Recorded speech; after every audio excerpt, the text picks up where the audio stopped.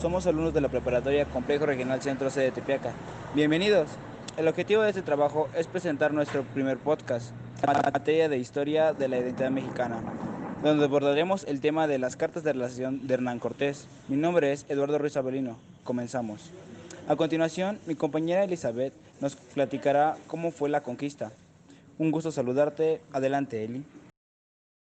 Hablaremos de que la conquista de México no fue para nada sencilla, no solo por el contacto con una nueva tierra, sino haciendo énfasis en los problemas y las desconfianzas que existían entre los propios españoles.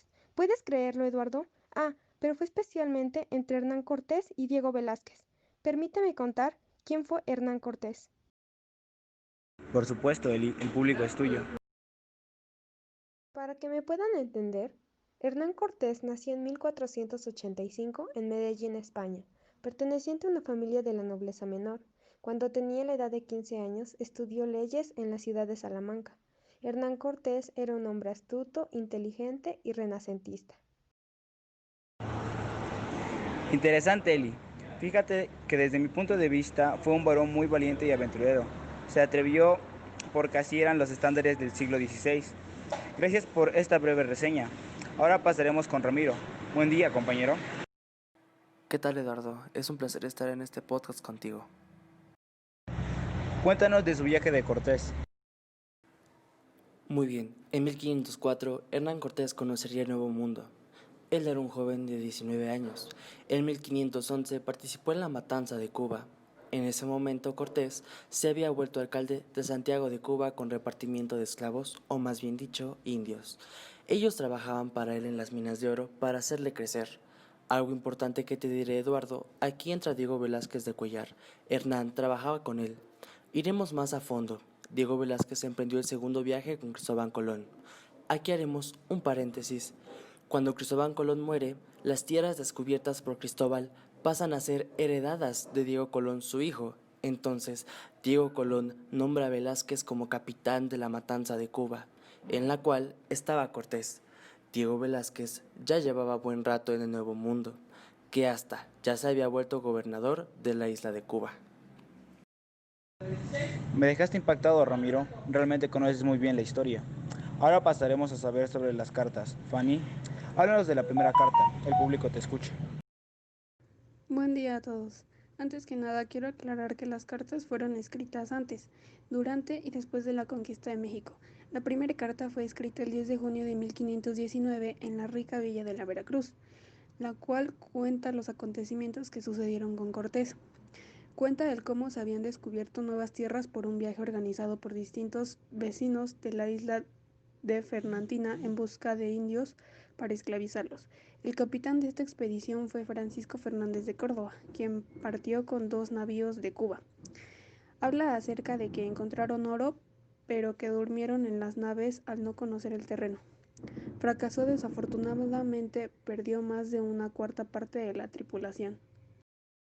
Más allá de todo lo que acaba de mencionar mi compañera Fanny, indagando en varias fuentes de investigación, se cree que la primera carta de Cortés fue robada junto con orto y joyas preciosas por el pirata Juan Florín, el cual se quedó con 2 de las 3 embarcaciones que se dirigían a España. ¡Qué bárbaro! Sin embargo, por lo que también sé que al regresar del viaje de la primera carta, Córdoba primero dijo a Diego Velázquez que en estas tierras había mucha riqueza, por lo que entra este dicho: la curiosidad mató al gato. ¿Cierto, compañera Emilia? Así es, mi querido Eduardo.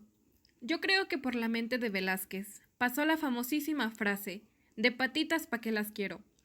Diego, en ese preciso momento le pidió licencia a los gobernantes de las Indias Occidentales, una serie de padres jerónimos, de realizar una segunda expedición, en busca de oro, perlas e indios para que le sirvieran.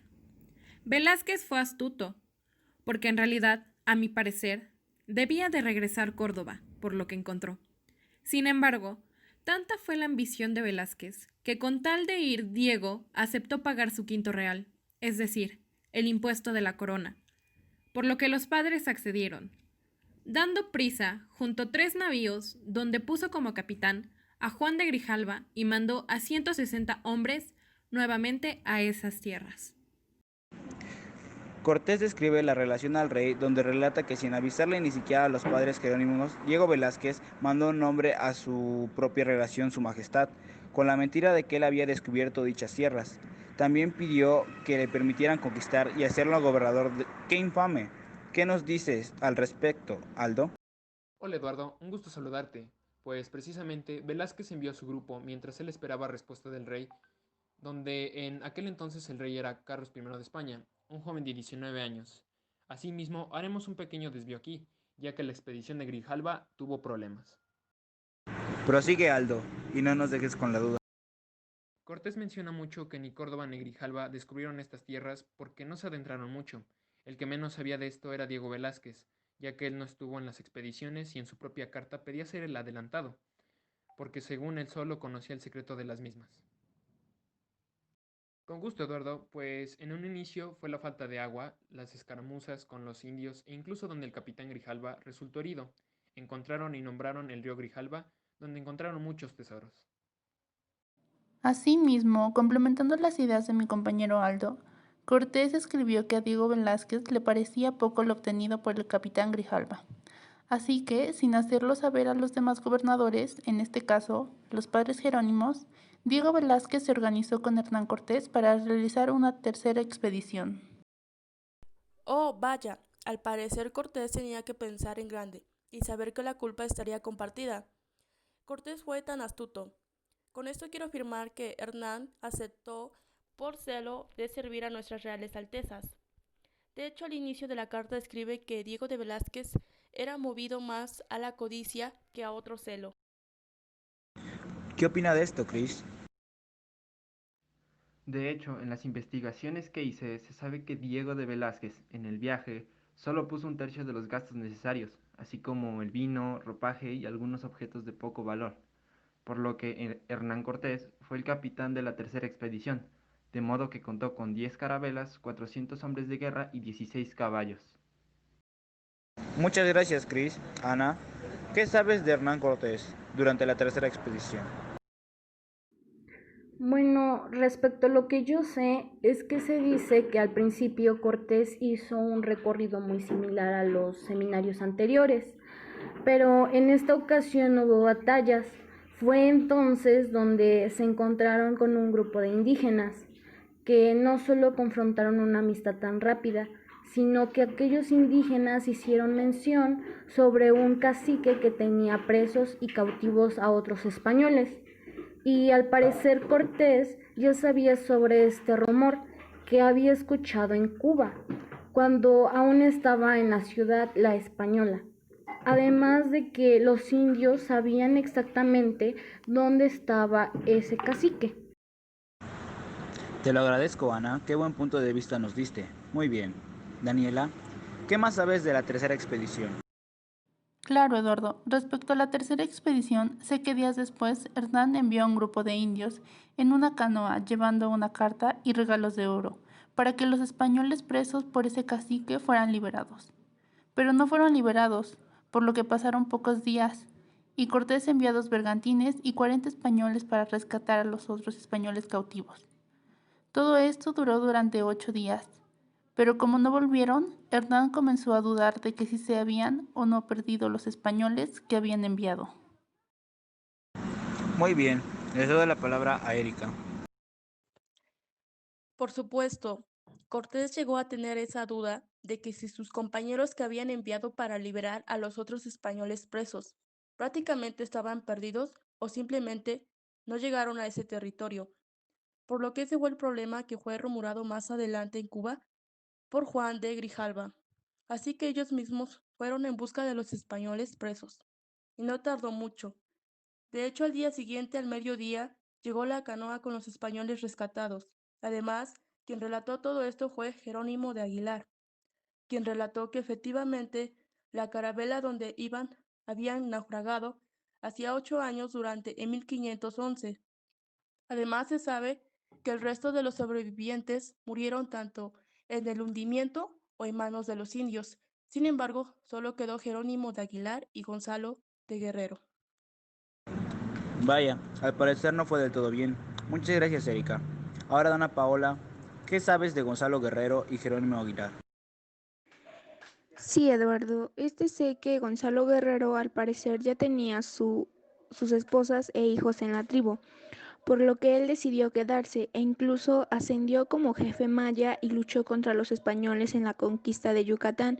Fue así como a partir de entonces fue Jerónimo de Aguilar, se convirtió en el traductor maya español de la Armada, convirtiéndose en la segunda pieza clave de traducir el náhuatl español.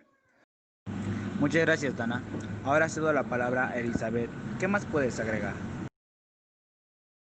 Respecto a todo esto, también sé que la famosa esclava llamada Malinche o Doña Marina era una mujer náhuatl originaria del actual estado mexicano de Veracruz, que hasta cierto punto fue regalada a los españoles ya que traducía del náhuatl al maya, mientras que Jerónimo de Aguilar traducía del maya al español, y conforme avanzaba la armada también se encontraron con indios amistosos y belicosos, pero al llegar a cierto punto dijeron que el territorio era muy extenso y que por supuesto las riquezas que se encontraban en varias partes iban a parar únicamente en las manos de Diego de Velázquez. Vaya, qué buena explicación nos diste, Elizabeth. Te lo agradezco. Bien, ¿qué más puedes agregar a todo esto, Emilia? Claro, es un placer, Eduardo. Bueno, una vez que ellos continuaran con la expedición, los presentes de la Armada decidieron fundar ahí un pueblo en todas las de la ley, para así poder expandir el reino, entregar más riquezas al rey, todo con el fin de demostrar que ellos sí eran fieles a su rey, a diferencia de Diego de Velázquez, que era un español bastante ambicioso e incluso mentiroso. Sobre todo, también lo hicieron de esta manera para que el rey tuviera más mercedes, es decir, más favores de él a los expedicionarios. Y sobre todo, Cortés fue muy inteligente, ya que hizo esto para que más adelante no tuviera que rendir cuentas con Diego. Y sobre todo, para que Cortés obtuviera mayor libertad de acciones y decisiones. Perfecto, muy bien tu comentario. Gracias, Emilia. Ahora es momento de ceder la palabra al compañero Chris. Gracias, Eduardo. Complementando un poco más la decisión de Cortés, la cual mencionó la compañera Emilia, en esta él no quiso rendir cuentas con Velázquez para no meterse en problemas con sus majestades. Así tomó la decisión para hablar de todo lo que había sucedido directamente con sus majestades. De este modo, fundaron la Villa Rica de la Veracruz y que hasta cierto punto colocaron a Hernán Cortés como capitán y justicia mayor. También insistieron en que se le otorgaran ningún título sobre esa tierra a Diego Velázquez. Muchas gracias, Chris. Cristian, ¿qué más puedes agregar respecto a todo esto? Sí, Eduardo. Una vez que se construyó esta ciudad en Veracruz, Cortés envió la primera carta, la cual fue orquestada y escrita por él mismo, la cual se llamó de la justicia y regimiento de la Villa Rica de la Veracruz. Esta carta fue dedicada para la reina Doña Juana y el emperador Carlos V y a su hijo.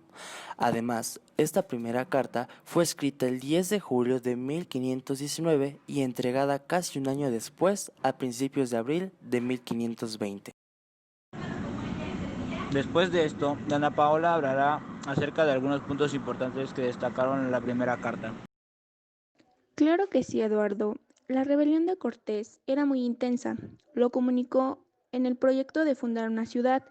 Manifiesta todo lo ocurrido sobre el descubrimiento de América y los dichosos sacrificios humanos que hacían los indígenas para que los españoles, ya que ellos estaban muy sorprendidos por tan crueles acontecimientos.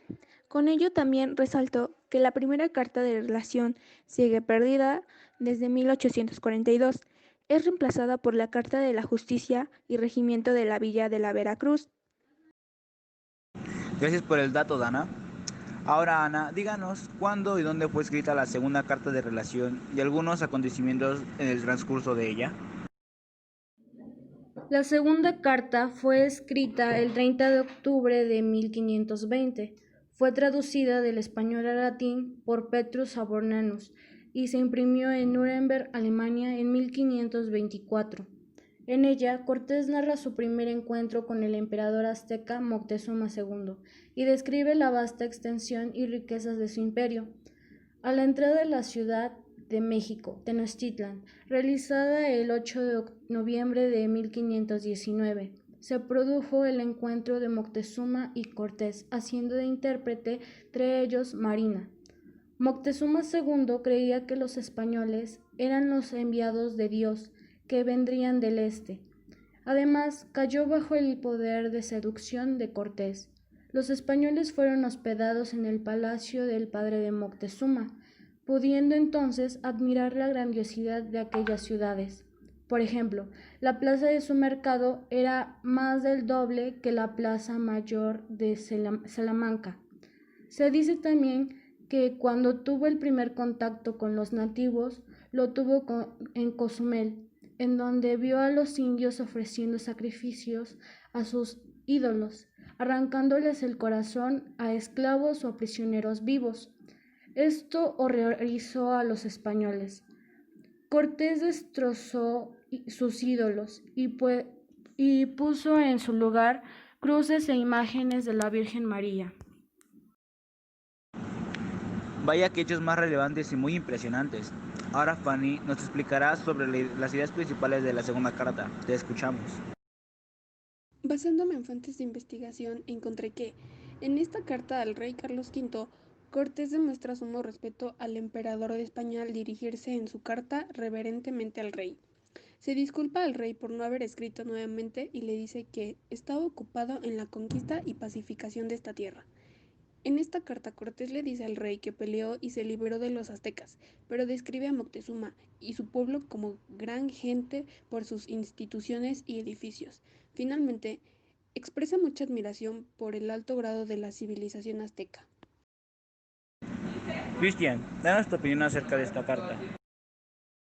En la segunda carta que escribió Hernán Cortés para el rey Carlos V, relata cada uno de los acontecimientos que vivió en su exploración en el Nuevo Mundo, en donde predomina el descubrimiento de la ciudad de Tenochtitlan y su primer encuentro con el emperador azteca Moctezuma II, donde describe el asombro que sentía por las grandes riquezas y extensión de su imperio. Relata las nuevas cosas que descubre, su manera de vivir, vestir, alimentación, costumbres y su religión. Era un mundo completamente diferente a lo que vivía Cortés. Aprendió su cultura y por supuesto que trató de conquistar cada uno de sus territorios. Pienso que la redacción de esta carta nos ha ayudado a conocer más a fondo la vida de nuestros antepasados y de alguna forma a seguir manteniendo estas costumbres. Muchas gracias. Eli, explícame más acerca de la tercera carta. La carta fue escrita con el fin de informar al emperador Carlos V sobre los territorios descubiertos y la conquista de estos, además de informar sobre los acontecimientos que ocurrían. El punto focal de la carta es la narración de la toma de Tenochtitlan y de Tlatelolco. Hernán Cortés menciona la primera de las epidemias de viruela. Bernal Díaz del Castillo menciona que dicha epidemia se debió a un esclavo negro que venía de la expedición de Pánfilo de Narváez. Hernán logra derrotar diversas poblaciones estratégicas gracias al uso de los bergantines, hasta penetrar cada una de las calzadas y asolando los territorios conquistados. Cortés menciona que intentó persuadir a la población de rendirse, recibiendo negativas incluso de Cuauhtémoc. Hernán Cortés tenía una intención final, tal era que siempre que los indios quisieran un encuentro en paz, él los iba a recibir. Hernán Cortés les rogó a los de Cholula que habían de conservar su amistad hasta la muerte, y que los españoles que él enviara a su tierra les hicieran el tratamiento como amigos, ya que estaban obligados. Argumentando esto y la información de mi compañera, la tercera carta fue escrita el 15 de mayo de 1522 en Coyoacán. En esta, algunos de los hechos más importantes es que describe parte de la expedición al Nuevo Mundo, la caída de México Tenochtitlán y la destrucción de la ciudad, abarcando los sucesos acontecidos desde 1520 hasta las últimas conquistas en 1522. Asimismo, se hace saber cómo al puerto de la villa de la Veracruz había llegado una carabela de Francisco de Garay, teniente de gobernador de la isla de Jamaica, con mucha necesidad, la cual traía hasta 30 hombres y que habían dicho que otros 2 navíos eran partidos para el río de Pánuco, donde habían desembaratado a un capitán del dicho Francisco de Garay, y que temían que, si allá aportasen, habían de recibir daño de los naturales del dicho río. Posteriormente se dirige a Tepeaca de Secatimi y Salaxingo, que son sujetas al señor de Tenochtitlan. Estaban rebeladas, y que como la villa de la Veracruz, para acá es por allí el camino, habían muerto en ella algunos españoles, y que los naturales estaban rebelados y de muy mal propósito. Eso no lo sabía. Muy buenos datos, compañeras. Luis Jiménez, cuéntame tu opinión de esta carta, por favor. Bueno, rescatando un poco de lo que mi compañera Emilia mencionó, pienso que esta carta fue de mucha importancia, no solo por el hecho de que relató parte de sucesos importantes, como lo fueron la caída de Tenochtitlán, sino también que llega a mencionar qué relación tuvo Hernán Cortés con lo que hoy en día es nuestro municipio, Tepeaca. Toca la participación de Daniela. Cuéntame sobre cuándo y dónde fue escrita la cuarta carta y algunos acontecimientos. Claro, la cuarta carta de relación fue escrita y firmada en Tenochtitlan el 15 de octubre de 1524. Entre los acontecimientos importantes están la rendición de Michoacán, la campaña de Zacaluta y Colima, la campaña de Oaxaca, Tehuantepec y Tututepec, la segunda campaña en Río Panuco y Chila, la expedición de Pedro de Alvarado a la campaña de Guatemala, la expedición a las Cibueras por Cristóbal Olid y la posible traición tras su encuentro con Diego Velázquez. Explico que algunas ideas principales sobre la conquista de México son las siguientes. En su cuarta carta, Cortés aparece en la plenitud de sus hazañas políticas y militares, ampliando el área territorial que Moctezuma dominaba. En esta carta, Cortés funda las bases de la nacionalidad mexicana, que hasta ese momento solo era azteca con un territorio menor al que ahora tiene. Esto lleva a una conversión de todos al cristianismo por medio del bautismo, destrucción de templos y dioses y esclavitud. Así se construye la Nueva España. Debido a esto, Cortés, un hombre de luces y sombras que se ganó el respeto o más bien el temor de todo un país que a través de la violencia y la plantación del terror logró su objetivo de saqueo y evangelización. Total, la cuarta carta de relación de Hernán Cortés está fechada en Tenochtitlan el 15 de octubre de 1524, antes de iniciar la expedición a Honduras. En esta carta, Cortés insiste en mostrar su capacidad como gobernador, incluyendo el proceso por sus diferencias con Diego de Velázquez. Lo distinguió en octubre de 1522. En esta carta de relación recordó los servicios prestados a la corona, los gastos realizados y su voluntad de servicio, con la finalidad bien calculada de presentarse como la persona más capaz para continuar el ensanchamiento de los reinos y señoríos del emperador, sus rentas y su cristianidad. Conclusión. Desde mi perspectiva, esta carta y las demás fueron y son de suma importancia, ya que eran informes que Hernán Cortés mandaba a Carlos V, y es aquí en donde reflejaba su trabajo. Sin embargo, gracias a ello, ahora nosotros podemos saber acerca de algunas cosas que sucedieron en ese entonces. Estos escritos ayudaron y contribuyeron a la creación de su imagen heroica. Se presenta un hombre con carácter de liderazgo y de gran fama. Estas fueron con el objetivo de informar acerca de las experiencias, acciones y de la realidad que conoció día tras día en su viaje a México. Gracias a estas,